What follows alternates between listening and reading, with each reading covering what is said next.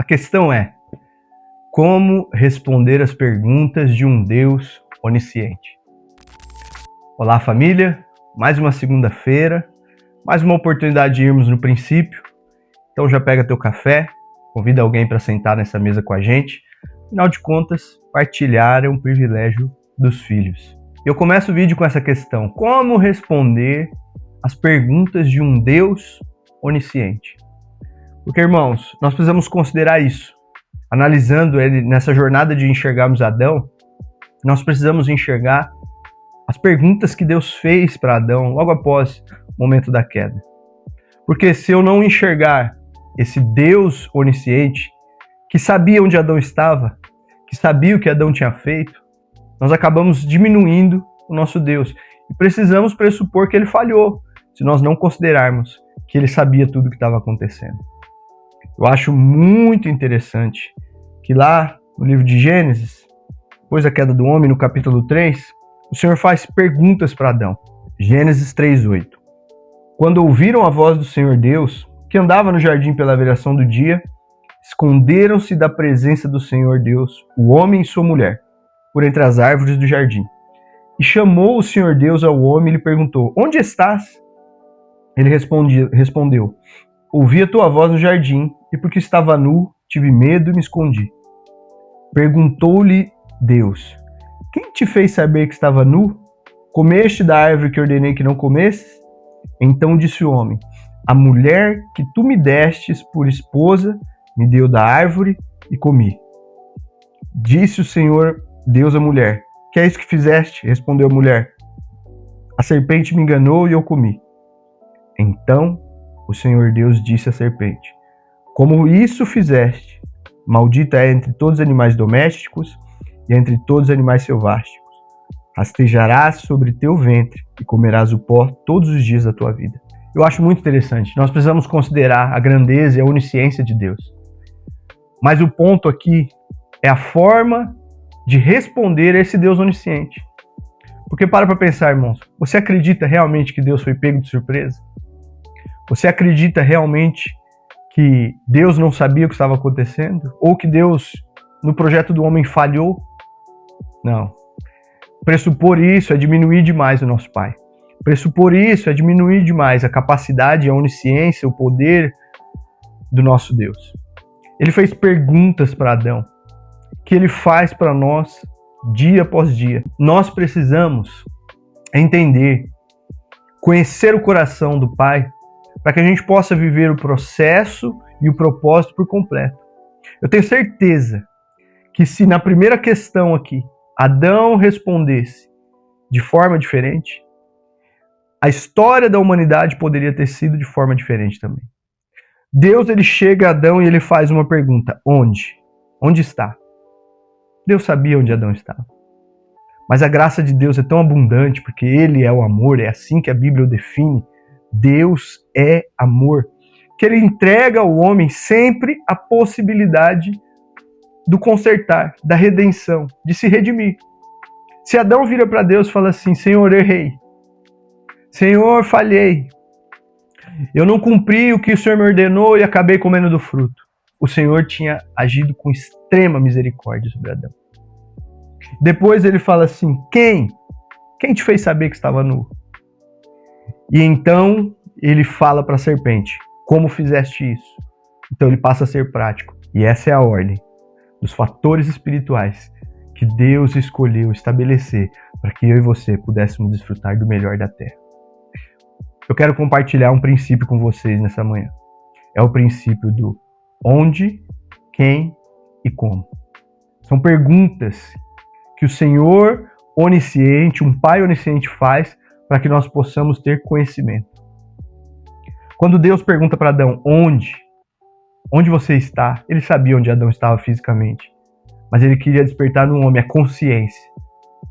Era como se Deus estivesse perguntando: Adão, o que você está fazendo? Corrige a tua rota. Volta para o lugar.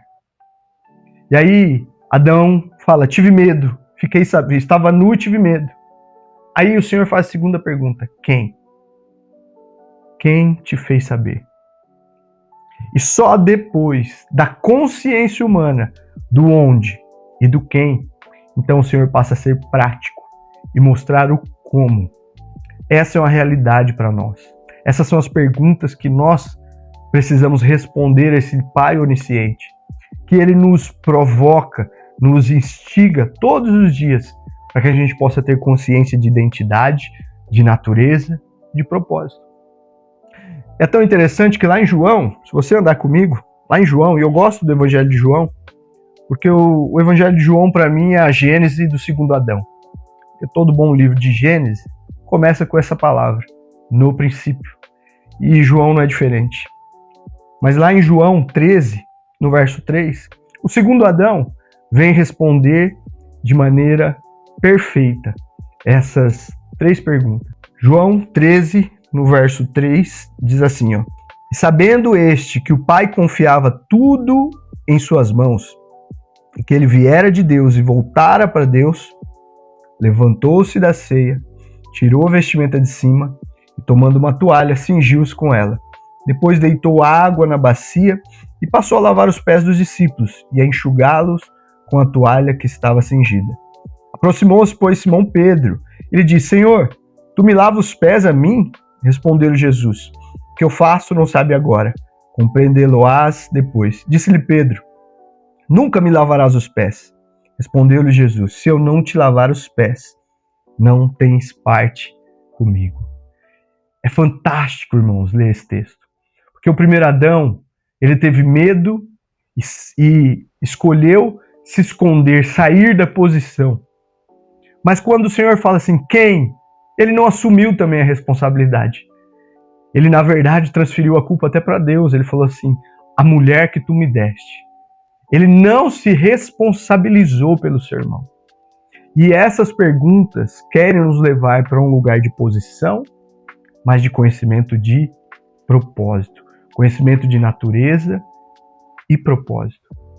Nos responsabilizar uns pelos outros. Aqui o Senhor, ele fala o quem e o onde. Ele fala assim, sabendo que o Pai tudo confiara a ele. Esse era quem ele era. Um filho em que o Pai tinha confiado tudo. Devolveu a Jesus a posição do primeiro Adão. Lembra que lá em Gênesis o texto fala, sujeitai todas as coisas. Aqui, João, a Gênesis do Novo Testamento fala que sabendo ele, que ele já estava nessa posição, quem ele era? Ele era o filho que o Pai confiara todas as coisas. E o onde? Que ele viera de Deus e voltaria para Deus. Agora, o como de Jesus é se responsabilizando. O primeiro Adão falou, a mulher que tu me deste. O segundo Adão toma a bacia, a toalha e faz essa declaração a Pedro. Quando Pedro tenta impedi-lo de lavar os pés, ele fala assim, se você não deixar eu lavar os teus pés, eu não posso me responsabilizar. Eu preciso me responsabilizar por você. Eu não quero ser como o primeiro Adão, que declarou a culpa aos outros, que apontou, inclusive transferiu a responsabilidade até para Deus. Eu quero ser do jeito que o Senhor projetou que eu fosse lá no eterno. Eu quero me responsabilizar. Filhos que entendem quem são e aonde foram estabelecidos, o como deles é se responsabilizando uns pelos outros. Só que às vezes a gente não se responsabiliza, irmãos, porque a gente tem medo da reputação ou do que vão pensar. Tem um exemplo claro, logo depois, nessa jornada de Jesus sendo levado à crucificação. Um cara que estava na posição, um cara que estava preocupado com o poder que ele tinha, o nome que ele carregava, a reputação, que era Pilatos. E eu encerro, irmãos, com essa frase para você. Homens no poder, homens preocupados com a reputação, lavam as mãos. Mas filhos de autoridade lavam os pés, se responsabilizam uns pelos outros. Essa é a posição que Deus Pai estabeleceu lá no Éden para nós. Sabemos que nós somos filhos, que nós fomos plantados para um propósito. E o como é me responsabilizando pelo meu irmão. Eu oro para que a sua semana seja uma semana de amor fraternal, de responsabilidade uns pelos outros, porque é assim que o Senhor estabeleceu para nós no princípio. Deus abençoe, meus irmãos.